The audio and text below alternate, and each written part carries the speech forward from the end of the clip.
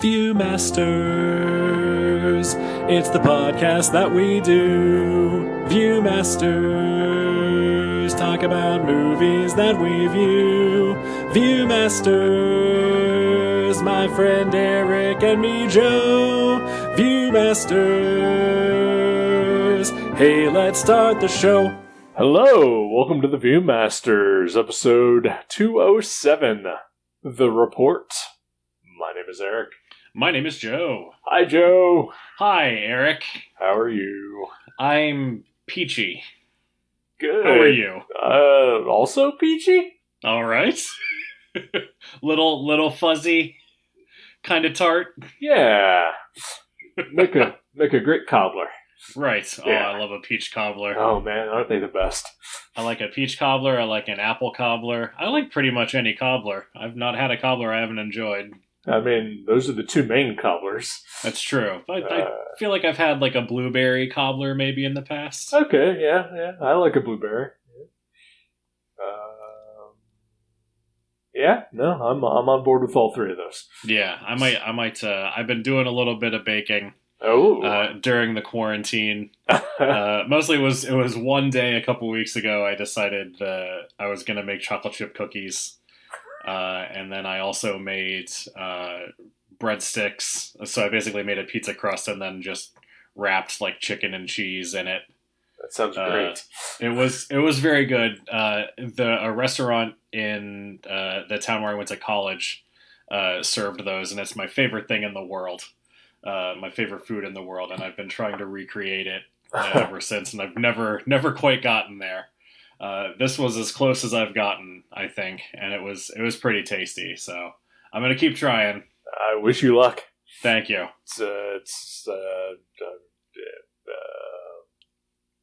Yep, that's all I got. Use your words. No. Yep, that's it. That's Okay. all I have. That's all I have in me. All right. Well, good episode. Yep. Thanks for joining us again. Glad to be back. Oh, wait, we forgot to talk about the movie. Oh yeah.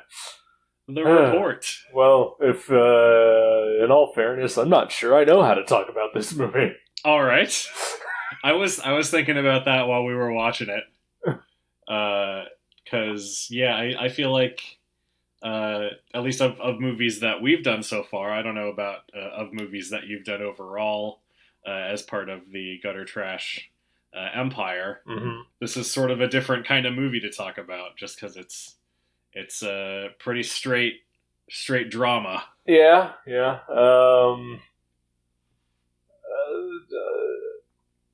I thought about it as well, and the only movie that came straight to mind,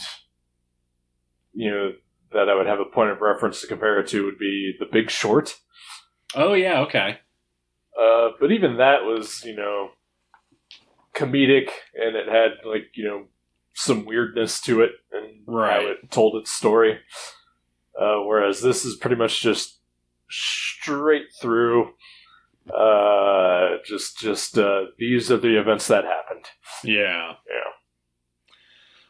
So for the listener that is not familiar with the movie, The Report is about the Senate report on the CIA's torture program, or what they called enhanced interrogation program, and sort of the process of putting it together and what was included in it, and then just trying to get it released into the world, which it turned out more difficult than you would think, but I guess not, because, they wouldn't want their dirty laundry aired, I would assume. Yeah, I mean, politics are kind of a shit show. Yeah, kind of. That's putting it mildly. Yeah, all you have to do is just log on to the internet to get even a taste of that. Yeah, Twitter is a lot of fun. Yeah. And yet I spend so much time on it. What is wrong with me? Possibly we're masochists? Possibly. Yeah, I'm not sure, because it's not great. One should not be, suffering anxiety attacks by, reading, a website that was once mostly about, this is what I had for lunch. Right. Yeah. Yeah. It's weird. It all changed a few years ago. I don't know what happened.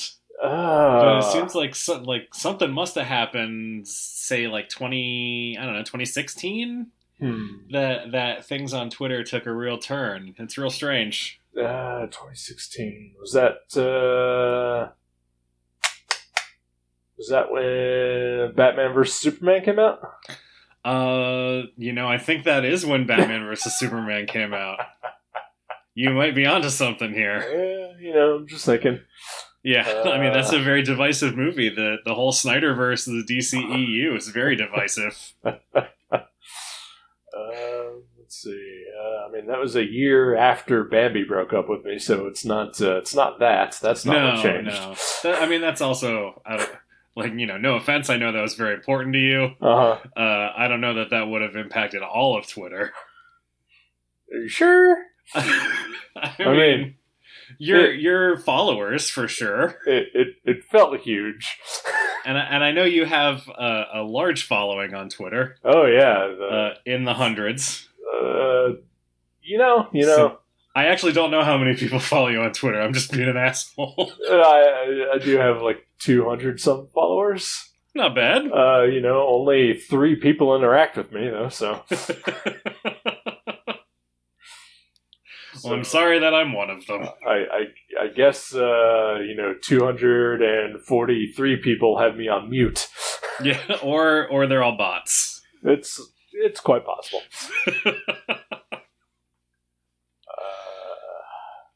Anyway. Yeah. So this was a difficult watch. It was, yeah. I've done nothing but pick just uplifting, super happy movies the past few times that I've had picks. So I apologize for that. It's fine. For a movie about the Senate torture report, I, for some reason, did not realize that there would be so much torture in this movie. People were tortured or, simulated torture during the movie, and that was real uncomfortable. Which I know is the point. I honestly did not expect any of that either.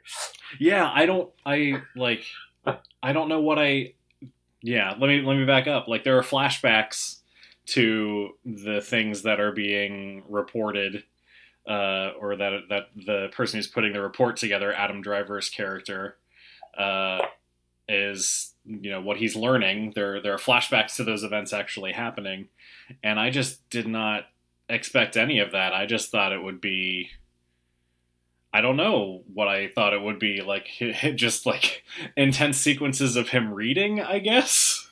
I guess I was expecting more of sort of a courtroom drama, just in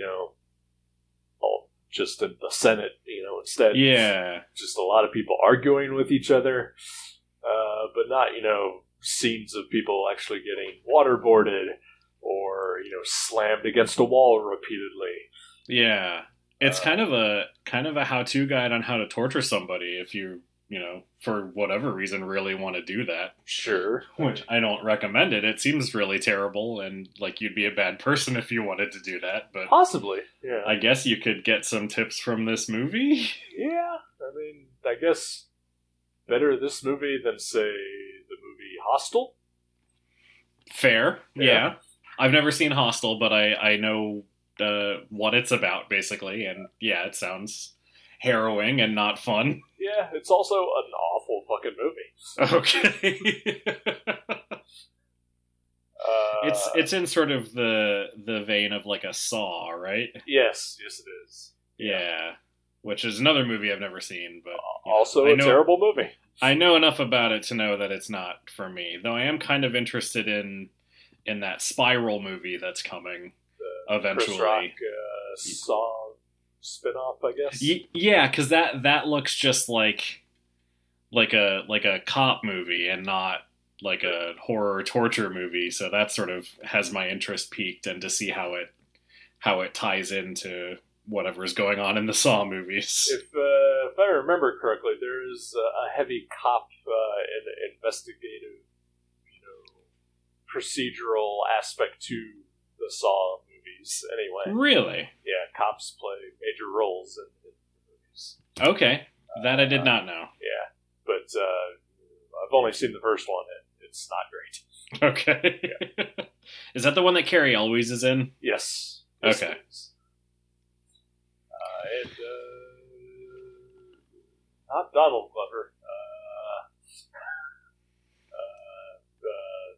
God damn it. Lethal Weapon guy. Oh, Danny Glover. Danny Glover. That's it. Wow. He's in the first Saw movie? Yes, he is. I would not have expected that. Yep. Anyway, yeah, completely unrelated to the movie that we're talking about. Well, we got there via torture. True. Yeah. Yeah.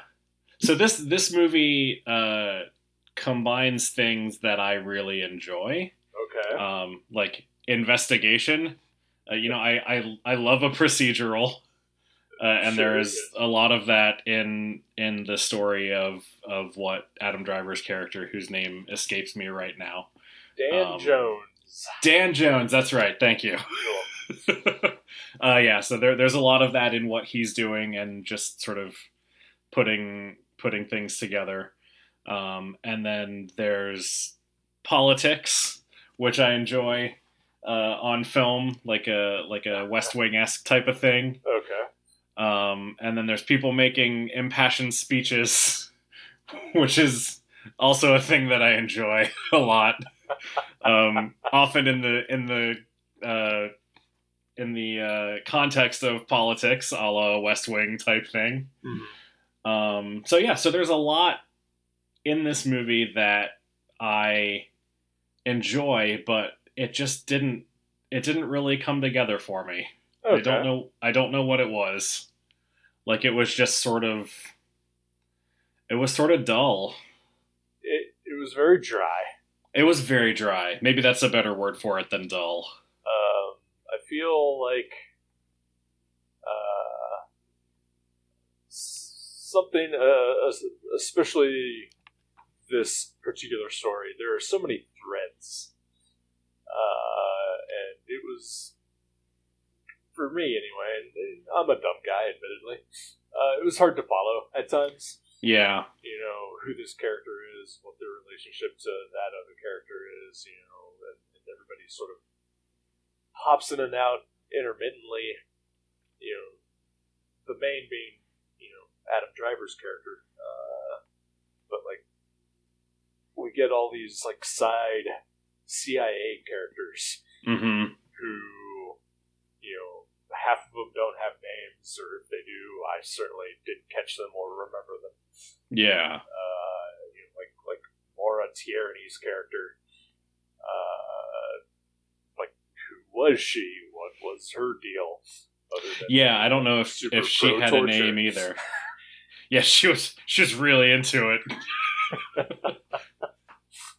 But yeah, I don't know if her character had a name either, or if it did, I did not catch it, other than she's just CIA person. Right, and she pretty much only shows up in, like, the flashbacks, whereas, like, Dexter's character, Michael C. Hall, Yeah. like, he's another one I don't think had a name, who shows up only in the flashbacks, but then eventually he starts showing up, like, in the current storyline. It was just, again, dumb guy, but hard for me to follow. I mean, I could follow who all of the actors were. Sure. Sort of what their roles, not specifics, names, or anything. And we don't get a ton of information about, especially a lot of the CIA people. Right.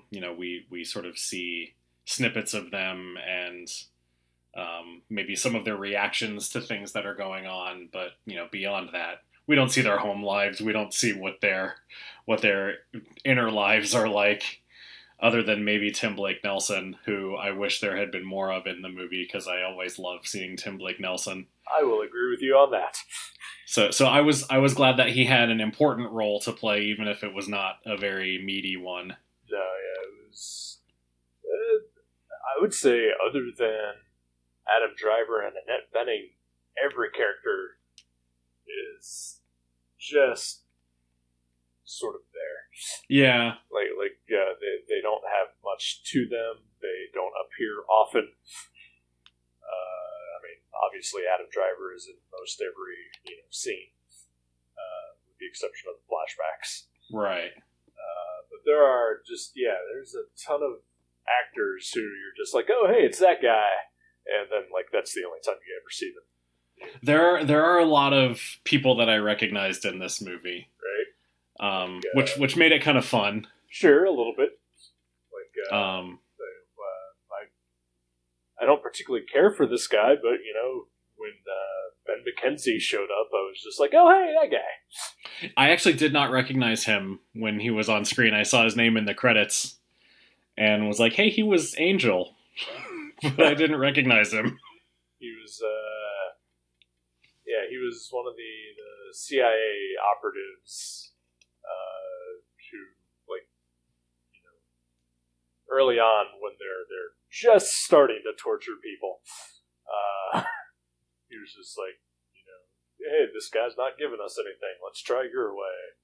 Okay. And I feel like most of his scene was just, the back of his head, because he's talking to the two quote unquote doctors.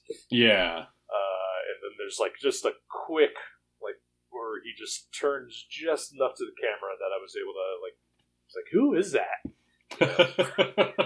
I was like, oh, it's Jim Gordon. Oh wait, Ben McKenzie? Oh wow. Okay. No, I thought who was the guy that played Angel in X-Men 3?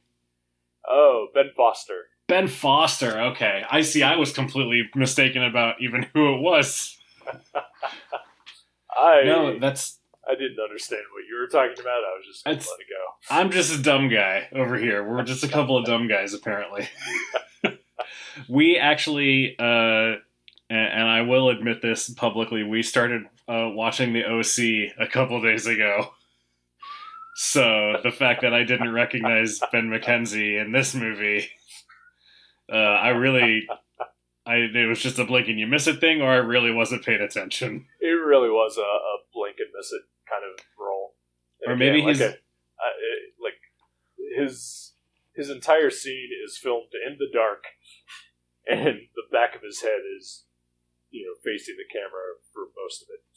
Okay. So yeah, it was seriously super quick to even recognize him. Gotcha. Yeah, I was gonna guess maybe most of his scenes are of him torturing people, in which case he's wearing a mask. Yeah, well, could be that too. He was also bearded, so Oh yeah, that would have done it. Yeah. I have face blindness when people had facial hair. Apparently, I don't recognize myself. I was just about to ask.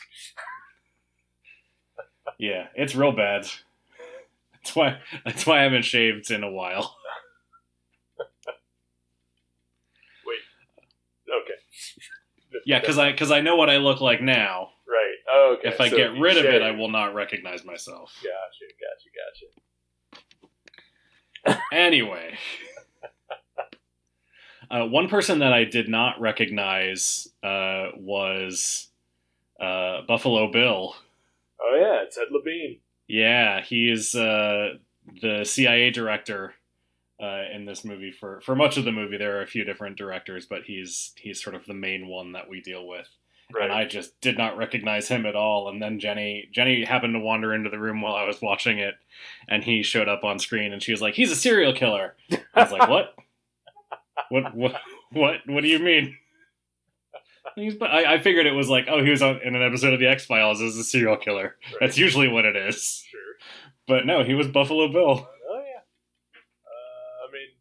he didn't recognize him because he didn't have his dick tucked into between his legs. That's got to be what it is. Yeah, that's the primary context in which I recognize him. Yikes.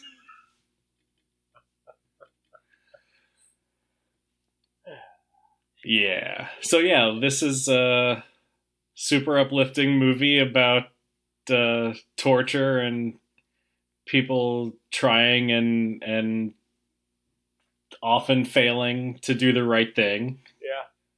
Well, you know what?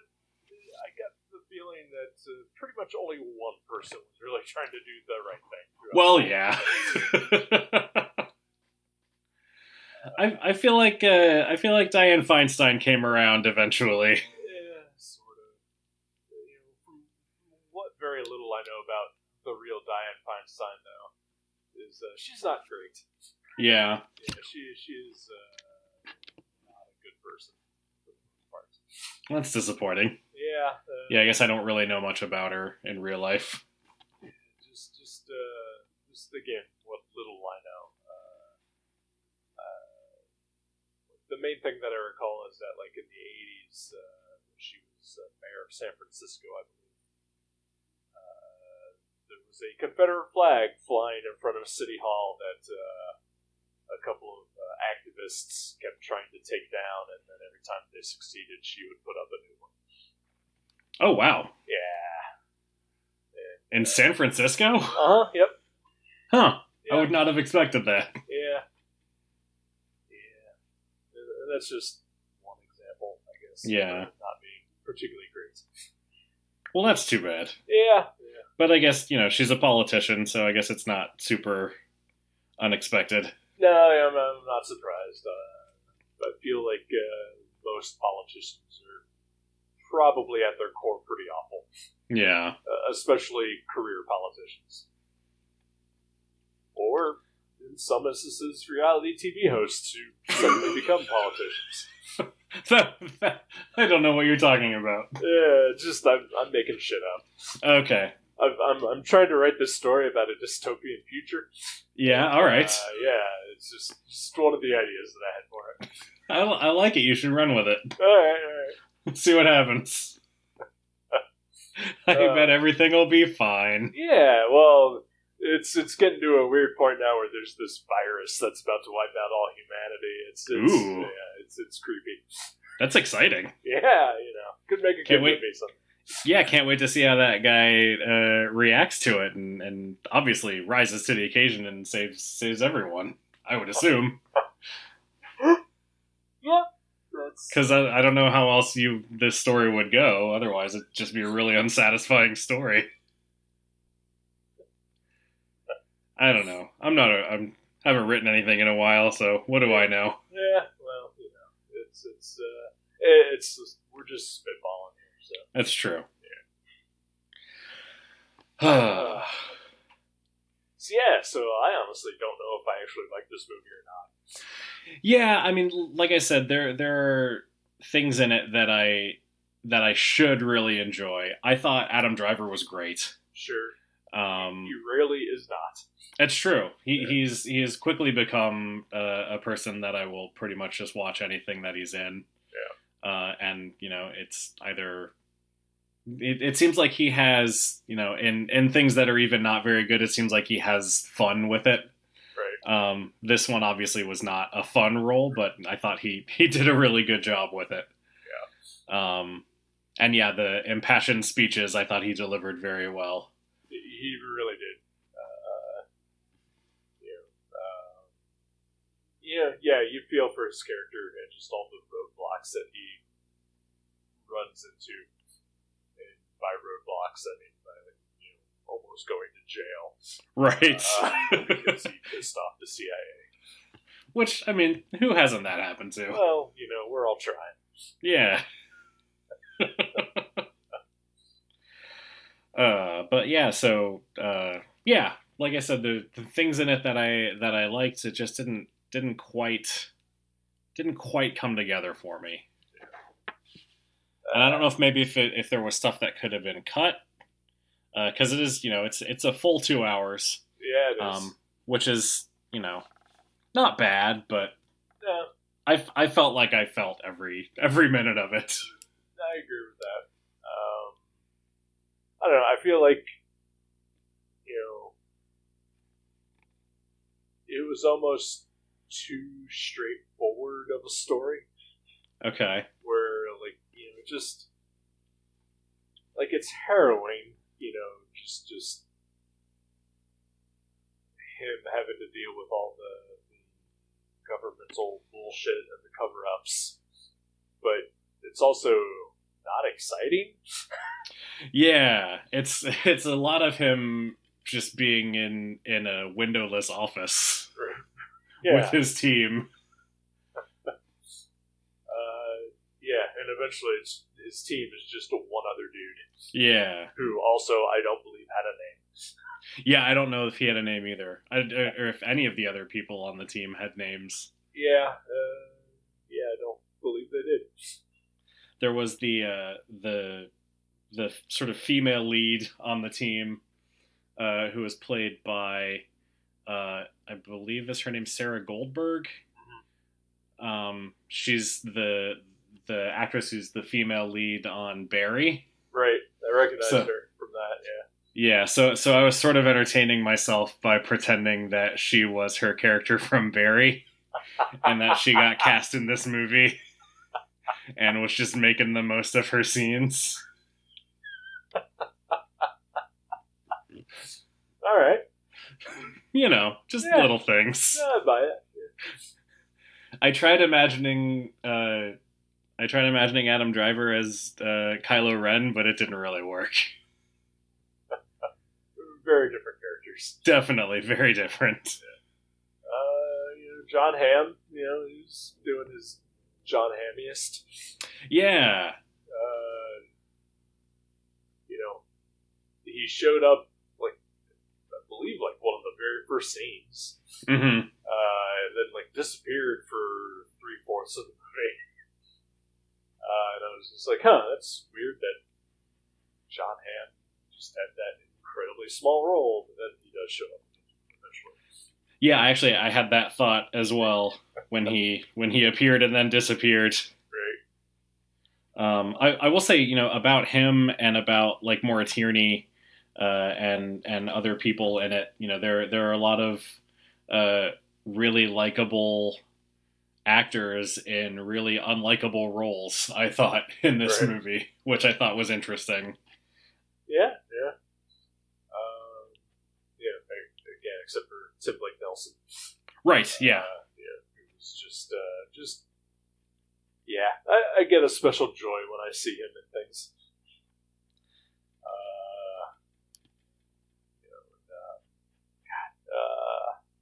Corey Stoll also. Yeah, I like Corey Stoll a lot. He was really good in this too. Again, very small role. Yeah, but very impactful. Yeah. I mean, yeah, it's very straightforward. It's I mean, yeah, I guess maybe the torture scenes were possibly unnecessary, but you know, it does show you clearly who the bad guys of this movie are. It's true, yeah, and I guess they go a long way towards, you know, making it clear that, you know, not everybody was on board with those tactics. Yeah. You know, like Tim Blake Nelson's character, and then there's a few others. And they also did a really good job of making the quote unquote doctors just look like those guys were the worst. Yeah. So that was very effective. I mean, yeah. Otherwise, I don't regret having watched it, but I don't think I would recommend this to anyone. Yeah, I don't know. I feel like it's probably a good movie to have on while you're doing other things. Like if you're interested in the story at all, but you want to be, you know, playing a game on your phone or paying bills on your computer or whatever while it's on, you're probably okay to do that, and you'll still catch the important stuff. Right. But yeah, as far as just a movie to sit down and pay super close attention to, I don't know that there's really that much meat or depth there to pay that close attention to. It's like you said, it's pretty straightforward. I feel like maybe it's there's no real emotional sort of thing to grab onto in the movie. Yeah, like it is pretty much just all facts. You know, like just this is exactly what happened, and occasionally Adam Driver tries to make it work as best he can, but for the most part, this is just all facts being presented to us. Yeah, I wonder if, you know, if they had given him, if they'd given him a girlfriend at home or something, and we see that he's, you know, we see sort of more of the toll that the project is taking on him and his personal relationships. You know, there's mention sort of early on that he did have one when it started, and then, you know, that ended because he was not a very good very good boyfriend. Right. So, you know, maybe adding something like that might have helped. That was just a very clear example of a show don't tell, where they just told us and didn't show us any of it. Yeah, that's a good point. Yeah, I don't know. I feel also like, you know, because Steven Soderbergh produced this movie. Yeah. And it was written and directed by a guy who has worked with him numerous times. But I feel if Soderbergh had maybe co-written it or directed it himself, like, it probably would have had something more to it. I agree. Yeah, I had that thought too as well when I saw his name in the credits as one of the producers, that it might have been more entertaining had he directed it himself. Yeah, because I feel like, you know, I mean, obviously it's come up a lot lately. The movie Contagion, which he did direct, you know, which also is pretty much just a straightforward movie, and, you know, at the time it was just speculative fiction and not horrifying reality.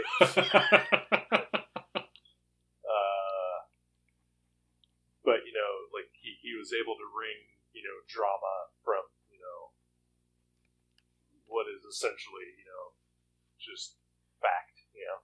Yeah. And I feel he probably could have done that with this as well.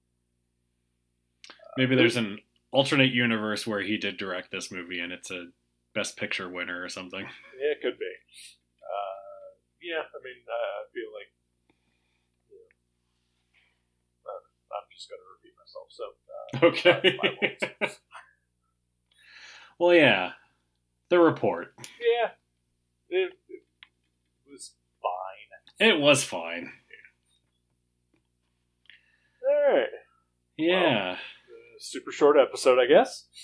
Yeah. I mean, I don't have a ton more to say about it that I haven't already said. Yeah, same. Oh, there was I forgot there was one thing that I wanted to point out that I got a kick out of.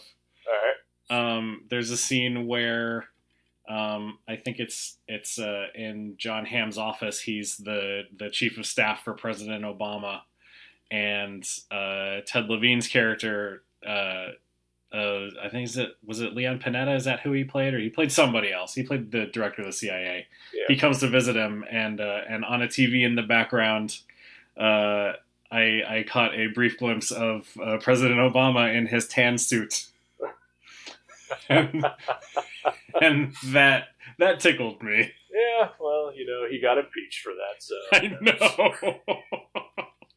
It's the worst thing he ever did. Yep. So anyway, little Easter eggs. Look for Obama's tan suit in the torture report.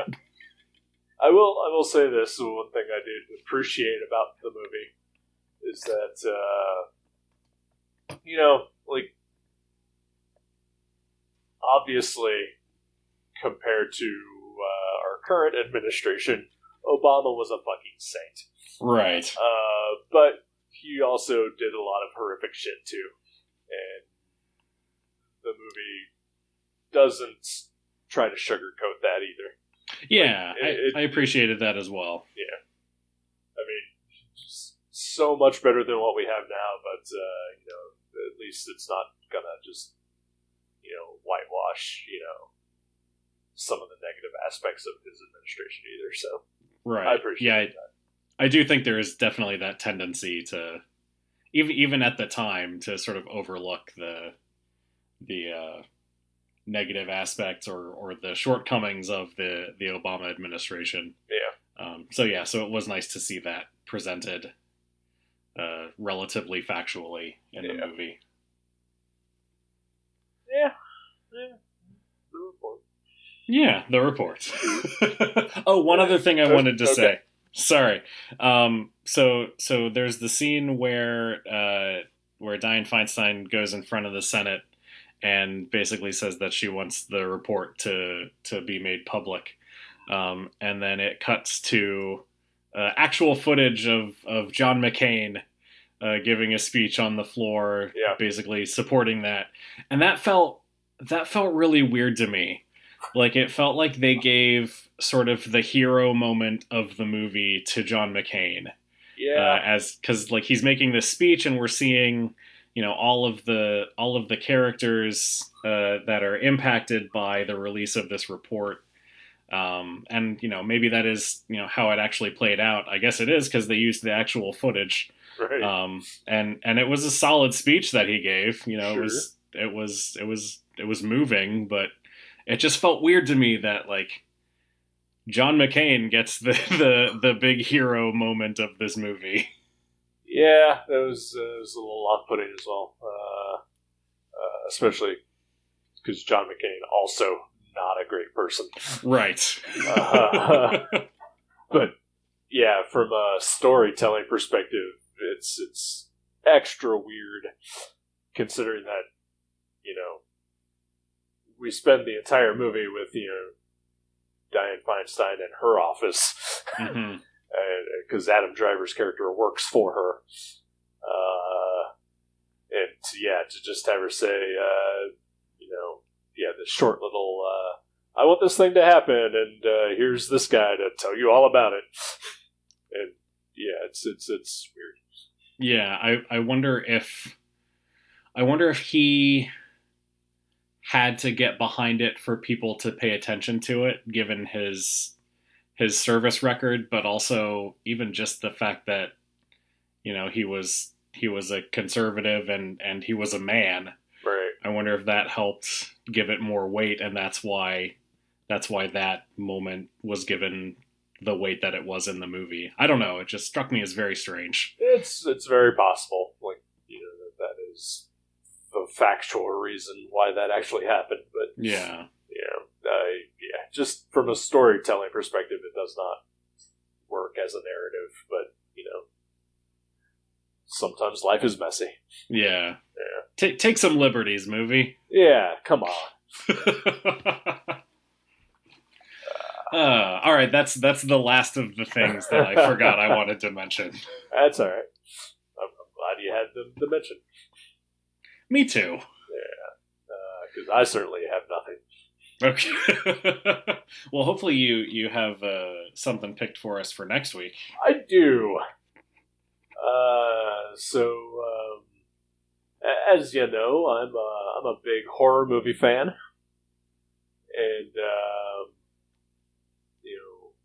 but I don't want to just watch horror movies for this show, right? Just because I do that enough on my own, and I don't want it to just become a horror podcast. But there is a movie that I haven't seen by a so-called master of horror. Okay. That is available on Amazon Prime. But it's not a horror movie. Ooh. It's actually Twist. it's a drama about a traveling Renaissance fair. Okay. Written and directed by George Romero, called Night Riders. What? Oh, with a right. K. With I assume Yeah. they all travel in talking cars.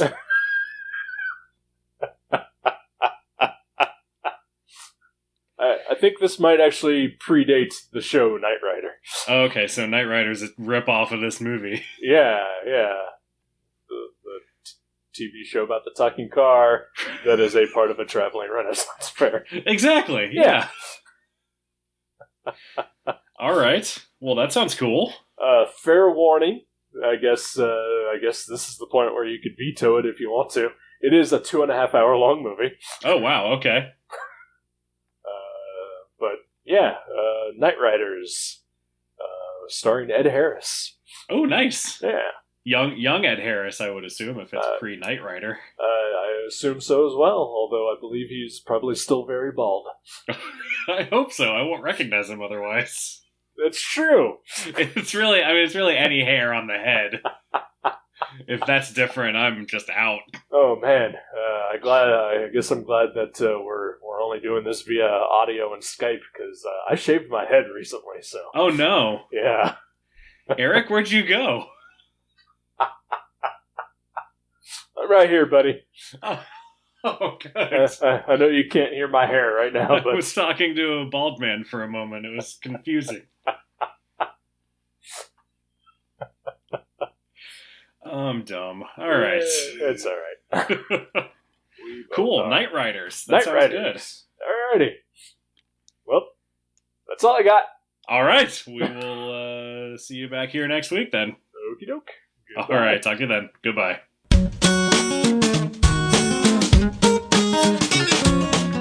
Thank you for listening to The Viewmasters. You can subscribe to the show directly at view.guttertrash.net or at iTunes and leave us a review. Visit view.guttertrash.net for email information and links to Facebook and Twitter. We'll see you next time on The Viewmasters.